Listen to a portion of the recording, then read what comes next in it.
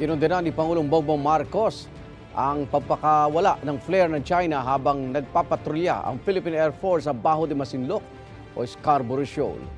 May unang balita si Jonathan Andal. Ang panghaharas ng China hindi na lang sa dagat kundi abot hanggang himpapawid. Sabi ng AFP, nagpakawala ang Air Force ng China ng mga flare sa ruta ng eroplano ng Philippine Air Force na nagpapatrolya sa Bajo de Masinloc o Scarborough Shoal noong Huwebes, August 8. Yung flare, sir, it emits light and heat. Hindi naman po tumama. Hindi naman po, sir, provocative nga po itong actions nila.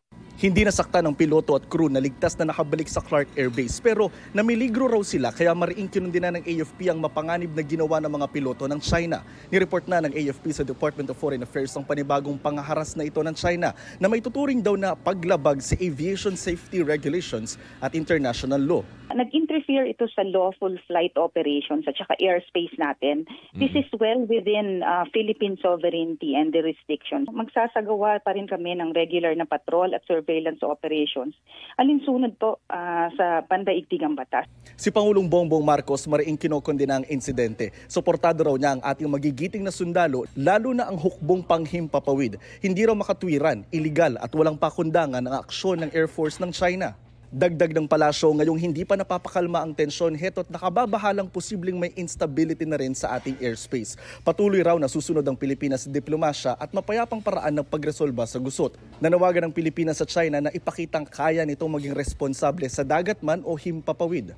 Sa ulat ng Reuters, sinabi ng Southern Theater Command ng Chinese military na illegal na nang himasok ang Pilipinas sa kanila raw airspace at ginambala raw ang kanilang training. Para sa isang maritime law expert, dapat palakasin pa ng Pilipinas ang air defense system nito. In addition to yung procurement ng mga combat aircraft, yung pag-procure din ng mga air defense missiles and radars para makover yung area na yan.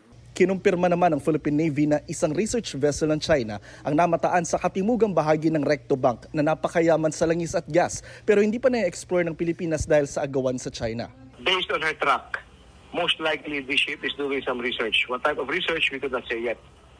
We checked last week with the Department of Foreign Affairs if there was any request to conduct a research that was submitted, and there was none. Sinusubukan pa ng GMA Integrated News na makuha na ng pahayagan Chinese Embassy pero wala pa itong tugon sa ngayon. Itong unang balita, Jonathan Andal para sa GMA Integrated News. Igan, mauna ka sa mga balita. Mag-subscribe sa GMA Integrated News sa YouTube.